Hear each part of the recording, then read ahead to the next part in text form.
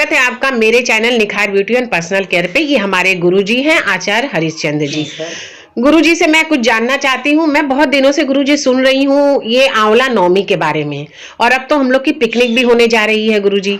तो मैं जानना चाहती हूँ कि आंवला नवमी क्या है, इसके क्या क्या फायदे हैं और इसमें हम लोगों का क्या रोल है। जैसे हम लोग गृहिणी हैं, या हम लोग काम करने वाली महिलाएं हैं, या एक गृहस्थी वाली महिला है और एक कामकाजी महिला है, तो हमें ऐसा क्या करना चाहिए गुरुजी जिससे हमें इसका लाभ हो, फायदा हो। और ये क्या है इसके बारे में कुछ बताइए, क्योंकि बहुत लोग ऐसे होंगे, मैं भी ऐसी हूं, जो मुझे इसके बारे में गुरुजी कुछ नॉलेज नहीं है कि ये है क्या।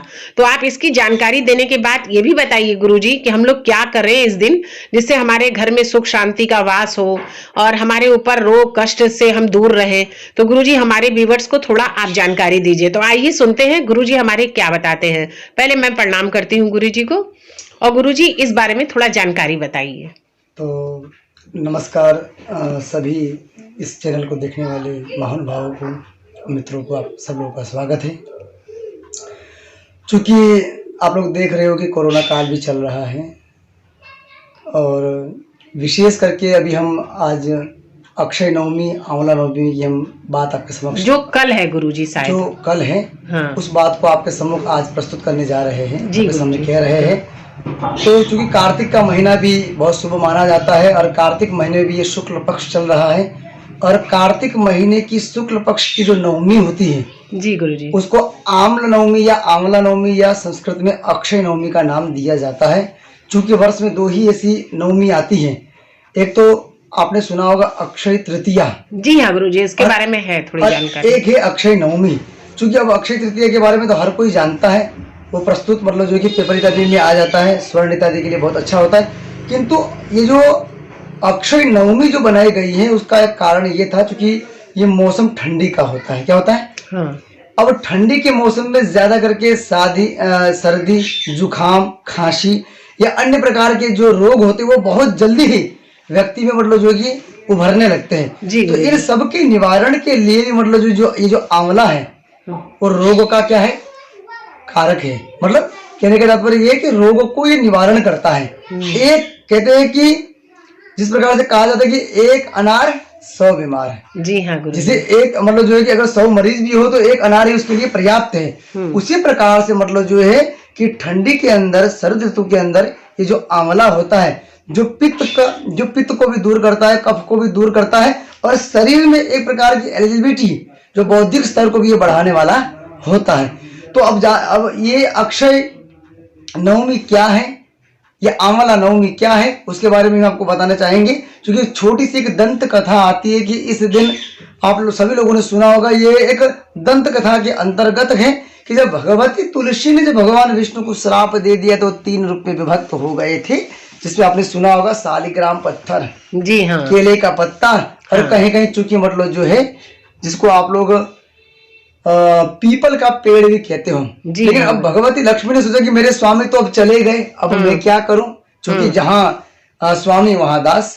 तो उन्होंने क्या किया कि अपना जो स्वरूप होता है वो 3 रूपों में विभक्त किया। एक तो आपने इमली का पेड़ सुना होगा, बहुत खास पति की बात बता रहा हूँ। जैसे तो लोग कहते हैं कि इमली के पेड़ में भूत होता है, लेकिन ये गलत है। इमली के पेड़ में कोई भूत का वास नहीं होता है, एक दंत कथाओं में केवल ये आता है। इसका कोई प्रचलित कोई खास कोई महत्व नहीं दिया गया है। किंतु एक इमली का पेड़ और एक है आंवले का पेड़। क्या है? आंवले का पेड़। और एक आपने सुना होगा कि मतलब जो एक वृक्ष होता है, हरा हरा वृक्ष होता है, जो छोटे छोटे फल देता है, सफेद सफेद फल। अच्छा। वो 3 रूप में मतलब जो है वो विभक्त हुआ है। अच्छा। तो ये आंवला जो है भगवान विष्णु को चढ़ाया जाता है। अच्छा, कल के दिन गुरुजी, ये खास करके अक्षय नवमी के दिन, जी हाँ, ये आंवला जो है चढ़ाया जाता है। तो ये मान्यता है कि जिस व्यक्ति के जीवन में ज्यादा रोग हो, जिस व्यक्ति को ज्यादा दरिद्रता ने घेर रखा हो, या जो व्यक्ति हर समय अपने पारिवारिक में या अपने कार्य क्षेत्र में, अपने व्यवसाय में अगर ज्यादा करके परेशान रहता हो, तो इसलिए ये 2 तिथियों को बनाया गया है। एक अक्षय तृतीया को, जो मई के अंतर्गत आता है, अप्रैल मई के अंतर्गत, और एक आपके मतलब 6 महीने का इसमें फर्क होता है, आप देख लीजिएगा। और एक मनाया गया है आपके कार्तिक में, जिसको आप लोग मतलब जो कि नवंबर दिसंबर का महीना कहते हो। तो ये क्या करता है कि खास करके रोगों को, ऋण को, दरिद्रता को और अपव्यय, दुख इत्यादि को ये दूर करने वाला होता है। चूंकि ये लक्ष्मी का स्वरूप है, तो तो ये भगवान विष्णु को अर्पण किया जाता है।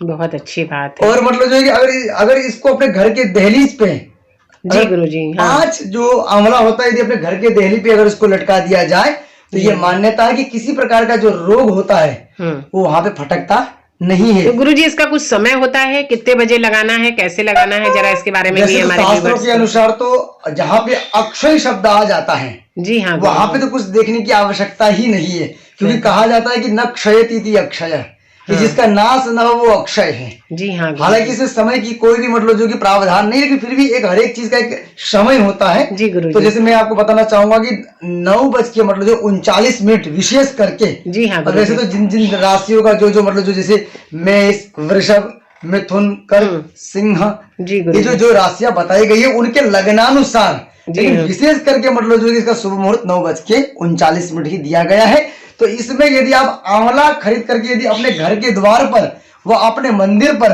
वो अपनी तिजोरी में, या अपने घर के किचन के दक्षिण कोण, जिसको आप लोग क्या बोलते हो, आग्नेय कोण, वहां यदि आप रखते हो तो आपको हमेशा बरकत होती है।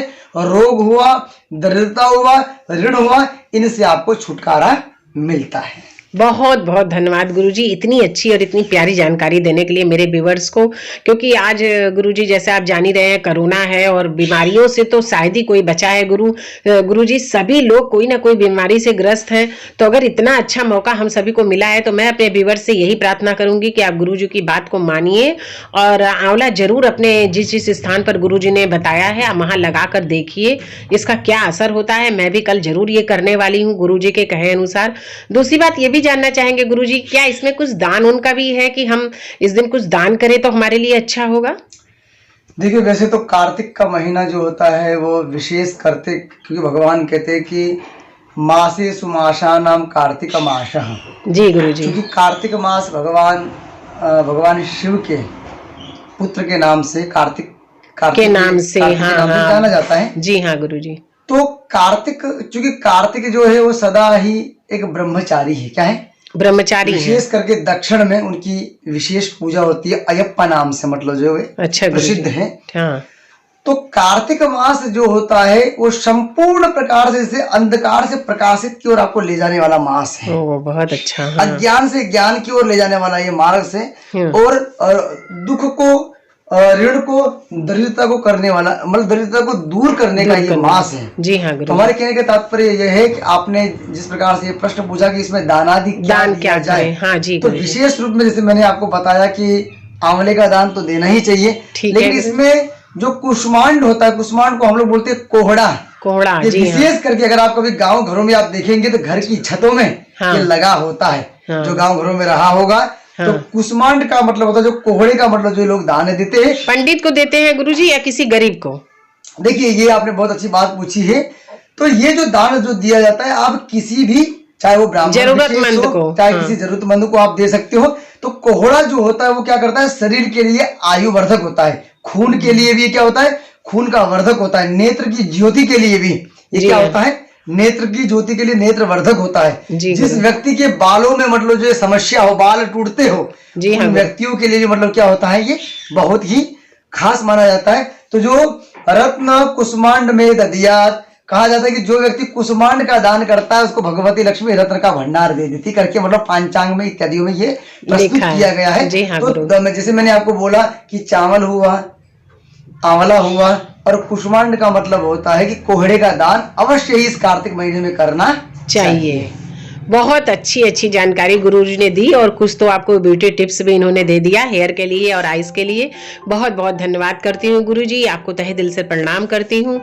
हमारे सारे व्यूवर्स को आप आशीर्वाद दीजिए कि हमारे व्यूवर्स के सारे कष्ट दूर रहें, और प्लीज मेरे चैनल को इसी तरह देखते रहिए। आगे मैं आपके लिए बहुत अच्छी जानकारियां ला रही हूँ। जय पंचमेश्वर, जय श्री गुरु विष्णु भगवान की जय। Thank you so much. Bye bye, मिलते हैं नेक्स्ट वीडियो में।